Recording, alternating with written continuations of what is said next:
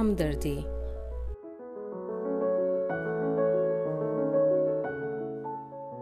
ٹہنی پہ کسی شجر کی تنہا بلبل تھا کوئی اداس بیٹھا،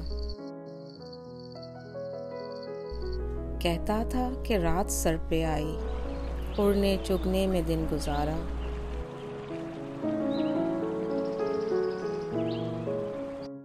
پہنچوں کس طرح آشیاں تک، ہر چیز پہ چھا گیا اندھیرا۔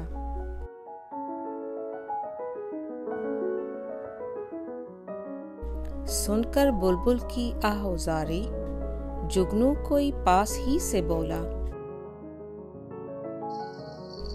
حاضر ہوں مدد کو جانو دل سے، کیڑا ہوں اگرچہ میں ذرا سا۔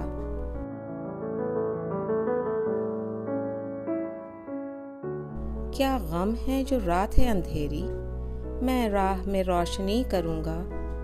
اللہ نے دی ہے مجھ کو مشعل، چمکا کے مجھے دیا بنایا۔ ہیں لوگ وہی جہاں میں اچھے، آتے ہیں جو کام دوسروں کے۔